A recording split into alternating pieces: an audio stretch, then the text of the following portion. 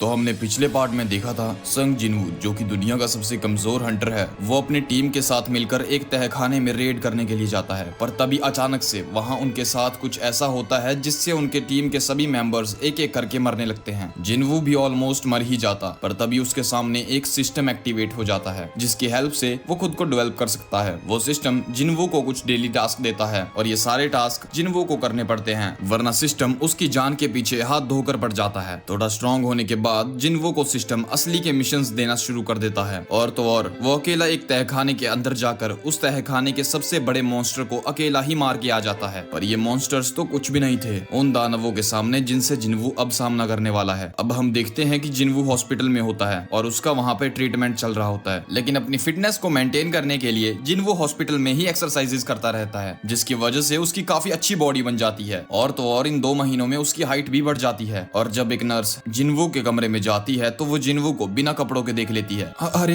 ये तो सच में बॉडी बिल्डर लग रहा है। तभी जिनवू उससे पूछता है, कहाँ खो गई मैडम, आपको मुझसे कोई काम था? वो नर्स कहती है, ओ हाँ सर, आपका आज हॉस्पिटल में आखिरी दिन है, आपको कैसा महसूस हो रहा है? जिनवू कहता है, मुझे पहले से काफी अच्छा लग रहा है और अब तो मैं बिल्कुल ठीक हूँ। और जिनवू उन सभी डॉक्टर्स को थैंक्स करता है, लेकिन उस नर्स को जिनवू इतना ज्यादा पसंद आ गया था कि वो नर्स जिनवू का जाते जाते नंबर ले लेती है। उसे ये सोचकर नंबर दे देता है कि क्या पता इन हॉस्पिटल वालों को मेरे किसी टेस्ट के रिजल्ट्स भेजने हो। वहीं दूसरी तरफ अब हमें जिनवू की बहन जिन्हा को दिखाया जाता है, जो कि टीवी पर एक एस रैंक के हंटर का इंटरव्यू देख रही होती है। लेकिन तभी उसे याद आता है, अरे नहीं, मैं स्कूल के लिए लेट हो जाऊंगी। और वो अपना बैग पैक करके स्कूल के लिए जाने ही वाली होती है, लेकिन तभी उसका भाई जिनवू अपने कमरे से बाहर निकलता है, जो कि अभी अभी सोकर उठा होता है। जिन्हा जब अपने भाई को इतना टाइम बाद देखती है तो उसे अपने भाई के अंदर कुछ तो अजीब लग रहा होता है। और जब वो चेक करने के लिए पास में जाती है तो वो देखती है कि उसके भाई की हाइट बढ़ चुकी है। और यही नहीं, वो देखती है कि जिनवू की बॉडी पहले से काफी ज्यादा स्ट्रॉन्ग बन गई है। अरे जिनवू, सच सच बताना, तुम जिम वगैरह जाने लगे हो क्या? जिनवू कहता है, अरे नहीं नहीं, मैं बस घर पे थोड़ी एक्सरसाइज ही करता हूँ। लगता है तुम लड़के अडल्ट होने के बाद भी बढ़ते रहते हो। खैर, मैं स्कूल के लिए लेट हो रही हूँ तो मैं चलती हूँ, अपना ख्याल रखना। और ये कहकर उसकी बहन स्कूल के लिए निकल जाती है। और अब जिनवू के सामने फिर से वही नोटिफिकेशन स्क्रीन पॉपअप होती है, जिसमें जिनवू देखता है कि उसके पास 12 एक्स्ट्रा पॉइंट्स हैं, जिनकी हेल्प से वो अपने शरीर की ताकत या एजिलिटी को बढ़ा सकता है। लेकिन वो इन दोनों में से किसी को भी नहीं बढ़ाता, बल्कि वो तो अक्लमंदी वाले पॉइंट को बढ़ाता है। लेकिन तभी उसका फोन बजने लगता है और जब वो फोन को उठाता है तो वो देखता है कि सामने लैंडलॉर्ड है, जो कि जिनवू से पिछले 3 महीने का किराया मांग रहा होता है। पर इस टाइम जिनवू के पास उसे देने के लिए फूटी कौड़ी तक नहीं होती। तो जिनवू अपने लैंडलॉर्ड से कहता है, माफ कीजिए, मेरे पास अभी 1 रुपया भी नहीं है। और जिनवू अपने लैंडलॉर्ड से ये वादा करता है कि वो थोड़े टाइम बाद उनको सारे पैसे लौटा देगा। और अब जिनवू काफी टेंशन में होता है क्योंकि उसके पास 1 रुपया भी नहीं होता और घर की सारी जिम्मेदारियां उसी के ही सिर पे होती हैं। और इसीलिए जिनवू सोच रहा होता है कि मुझे जल्दी से जल्दी पैसे कमाने का कोई ना कोई सोर्स तो ढूंढना ही पड़ेगा, मगर कैसे? मुझ जैसे ई रैंक वाले हंटर को भला कोई ज्यादा पैसे क्यों देगा? एक काम हो सकता है, अगर मैं बड़े रैंक के मिशंस करूं तो, मगर इसमें जान जाने का खतरा होगा, लेकिन मेरे पास अभी पैसे भी तो नहीं है। और जिनवू ये सब सोच ही रहा होता है तभी उसे हंटर्स की एक टीम की तरफ से मैसेज आता है और वो जिनवू को ही इसीलिए चुनते हैं क्योंकि सिर्फ उन्हें अपनी टीम को ही पूरा करना था। और जिनवू के पास थोड़ी भी पैसे नहीं होते, इसीलिए जिनवू बिना सोचे समझे डील को एक्सेप्ट कर लेता है। और अब जिनवू अपनी नई टीम के मेंबर्स के साथ मिलने के लिए जाता है और उसकी नई टीम में टोटल 4 सी रैंक और 2 सब डी रैंक के मेंबर्स होते हैं। उस टीम का लीडर खुद को जिनवू से इंट्रोड्यूस करवाता है, हेलो, मेरा नाम है डोंगसू, तुम्हारा नाम क्या है? फिर जिनवू उसे अपना नाम बताता है। तभी उनकी टीम में से एक छछूंदर पीछे से कहता है, तुमने अपना नाम अभी अभी जिनवू बताया ना, शायद मैं तुम्हें जानता हूँ, तुम्हारा एक और नाम भी है, क्या था वो? हाँ, दुनिया का सबसे कमजोर हंटर। और ये बोलकर वो सभी लोग उसका मजाक उड़ाने लगते हैं, लेकिन उनका टीम लीडर उन्हें चुप होने के लिए बोलता है, अरे अपने नए मेंबर से ऐसे बात करते हैं क्या? और वो जिनवू से इस चीज के लिए माफी मांगता है और वो जिनवू को सारी फॉर्मेलिटीज समझाने लगता है। वो जिनवू से कहता है, वैसे तो मैंने सब कुछ तुम्हें कॉल पर ही बता दिया, लेकिन मैं तुम्हारी जानकारी के लिए फिर से बता दूं कि तुम्हारा काम वहाँ लड़ना नहीं होगा, तुम्हें सिर्फ हमारा सामान उठाकर हमारे साथ चलना है। और जाहिर सी बात है, अगर तुम लड़ोगे नहीं तो तुम्हारा लूट में भी कोई हिस्सा नहीं होगा, लेकिन इसके बावजूद हम तुम्हें 20 लाख रुपए देने के लिए तैयार हैं। लेकिन जिनवू को दाल में कुछ तो काला लग रहा होता है और वो उस टीम लीडर से पूछता है, आप लोग हीलर को साथ नहीं ले जाते क्या? वो टीम लीडर कहता है, जिनवू ये तुम्हें पता होना चाहिए कि हम जैसी किसी कमजोर टीम के लिए एक हीलर का मिल पाना काफी मुश्किल मुश्किल है, तो हम अपनी सारी रेड्स बिना हीलर के ही करते हैं। जिन्वो को ये बात काफी अजीब लगती है, लेकिन तभी वो टीम लीडर जिन्वो को एक कॉन्ट्रैक्ट साइन करने को कहता है, जिसमें कि ये लिखा होता है कि अगर तहखाने के अंदर तुम्हारे साथ कुछ भी होता है तो उसके जिम्मेदार हम लोग नहीं होंगे। और जिन्वो उस कॉन्ट्रैक्ट पर अपने साइन कर देता है। और तभी एक और मेंबर भी उनके टीम को ज्वाइन करने के लिए वहां पहुंच जाता है, जिसका नाम जिनो होता है और वो 21 साल का डी रैंक का हंटर होता है। जिनो काफी बड़े घर से होता है और इसीलिए उसने काफी ज्यादा महंगे आर्मर्स डाले होते हैं और ये जिनो का फर्स्ट मिशन होता है। और अब वो लोग जैसे ही उस सी रैंक के गेट के पास पहुंचते हैं, इतने बड़े सी रैंक के गेट को देखने के बाद उन लोगों की टांगे कांपने लगती हैं, क्योंकि उन्होंने आज से पहले इतना बड़ा गेट कभी नहीं देखा था। अरे यार, ये कितना बड़ा गेट है, क्या ये वाकई में सी रैंक का गेट है? मुझे तो नहीं लगता।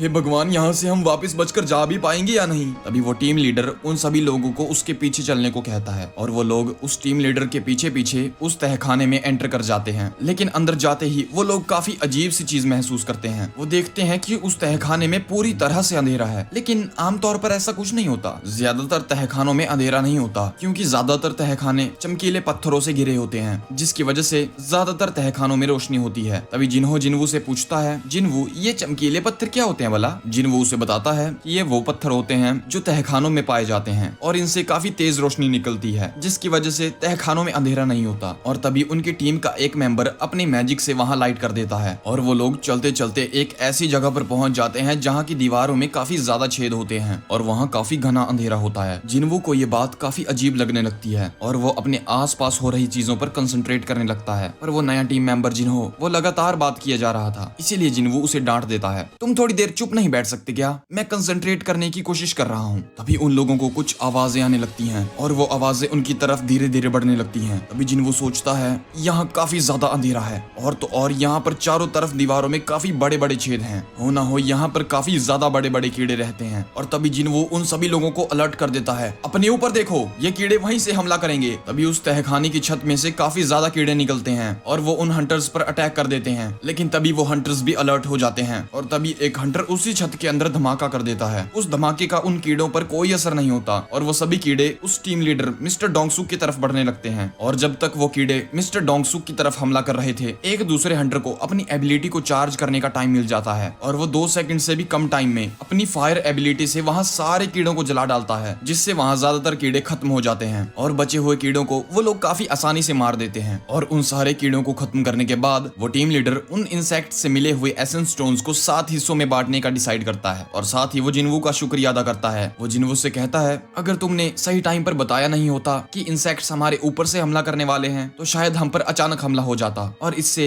शायद हमें बचने तक का मौका नहीं मिल पाता। लेकिन तभी एक हंटर को कुछ अजीब लगता है और वो मिस्टर डोंगसुक को अपने पास बुलाकर दिखाता है, मिस्टर डोंगसुक ये देखिए। और वो हंटर मिस्टर डोंगसुक को उन कीड़ों को दिखाता है, ये देखिए मिस्टर डोंगसुक, ये किसी तलवार से कटने का निशान नहीं है। ऐसा लगता है कि इन कीड़ों को बुरी तरह से किसी ने खा लिया हो ना हो अभी भी इस तहखाने का बॉस यही है। मिस्टर डोंगसुक कहता है, अच्छा ऐसी बात है, तब तो हमें इस तहखाने के और अंदर जाना पड़ेगा। वहीं दूसरी तरफ हमें सिटी में एक जिम को दिखाया जाता है जहाँ कुछ लोग एक्सरसाइज कर रहे होते हैं। लेकिन तभी वहाँ एक तेज धमाके की आवाज आती है और जब वो लोग पास जाकर देखते हैं तो उन्हें पता लगता है कि एक एस रैंक का हंटर जो कि अपनी ट्रेनिंग कर रहा है और वो अपनी ट्रेनिंग में एक बड़े से पत्थर को या यूं कहें एक बड़े से पहाड़ को अपने एक ही मुक्के में तोड़ देता है। अरे यार, ये क्या है? इससे तो मेरा वार्म अप भी नहीं हुआ। अबे ओए, इसे आकर साफ करवाओ। वहीं दूसरी तरफ वो लोग तहखाने में और अंदर जाने लगते हैं और रास्ते में उन्हें वही सारे कीड़े मिलते हैं। लेकिन हैरानी की बात तो ये थी कि उनमें से कोई भी कीड़ा जिंदा नहीं था। वो देखते हैं कि उन कीड़ों को पहले ही किसी ने बुरी तरह से खाकर मार दिया है। अभी चलते चलते जिन्वू से पूछता है, तुम्हारे बैग्स ये काफी भारी होंगे ना, तुम्हें मेरी कोई हेल्प चाहिए? जिन्वू से कहता है,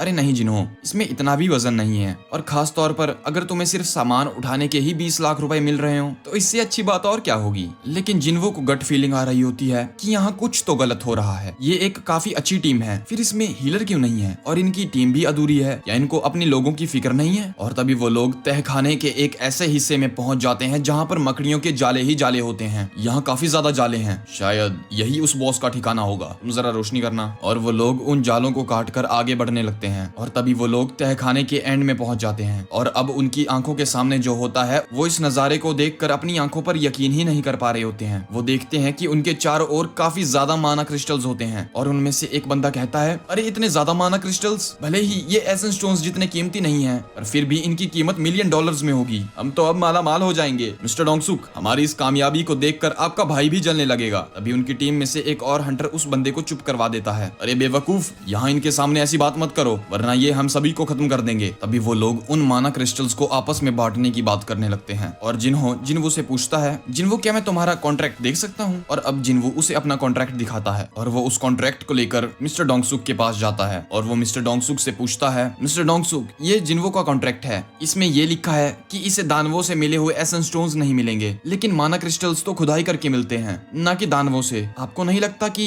इसके 7 नहीं बल्कि 8 हिस्से होने चाहिए? मिस्टर डोंगसुक कहता है, तुम ठीक कह रहे हो, लेकिन इससे पहले हमें उस मुसीबत से निपटना होगा। और वो उस गुफा के बॉस की तरफ इशारा करता है जो कि अभी सो रहा था। अगर हम इस मकड़ी को अभी मार देंगे तो ये गेट अभी के अभी बंद हो जाएगा और इसीलिए हमें सबसे पहले माना क्रिस्टल्स को खोद कर निकालना होगा। हमें खुदाई करने के लिए बाहर से सामान लाना होगा और इसीलिए वो जिन्हो और जिन्हो से यहाँ रुकने को कहता है। लेकिन जिन्हो कहता है, ये मेरा फर्स्ट मिशन है और अगर ये गुफा का बॉस जाग गया तो हमारा क्या होगा? मिस्टर डोंगसुक कहता है, तुम फिक्र मत करो, ये वैसे भी अभी सो रहा है और इसके जागने से पहले हम यहाँ वापस लौट जाएंगे। बस इस बात का ध्यान रखना कि तुम ज्यादा शोर मत मचाना। और वो लोग ये कहकर वहाँ से चले जाते हैं। अब उन लोगों को ऐसे जाते हुए देखकर जिन्हो ये सोच रहा होता है, कहीं ये लोग हमें यहाँ मरने के लिए तो नहीं छोड़ गए, क्योंकि जिन्हो ने अपने सबसे पहले टीचर से ये सीखा था कि इस काम में तुम्हें अच्छे लोग भी मिलेंगे और बुरे लोग भी, जो सिर्फ अपना फायदा निकालने के लिए तुम्हारे साथ कुछ भी कर सकते हैं। तभी उनकी टीम का लीडर एक दूसरे हंटर से कहता है, इस तहखाने का दरवाजा बंद कर दो। और वो दूसरा हंटर उस तहखाने के एंट्री पॉइंट के पास एक जोर से ब्लास्ट कर देता है, जिससे उस तहखाने का दरवाजा पत्थरों से बंद हो जाता है और वो धमाका इतना तेज होता है कि पूरा तहखाना हिलने लगता है। और उस धमाके की आवाज से उस गुफा का बॉस भी जाग जाता है, जिसे देखकर जिन्हो को समझ ही नहीं आ रहा होता है कि अब वो क्या करे। लेकिन वो फिर भी जिन्हो को प्रोटेक्ट करने के लिए उसके सामने खड़ा हो जाता है और वो जिन्हो को कहता है, जिन्हो तुम कहीं जाकर छुप जाओ, इस बॉस से तो मैं निपट लूंगा। लेकिन जिन्हो को ये पता होता है कि जिन्हो ये काम अकेला नहीं कर सकता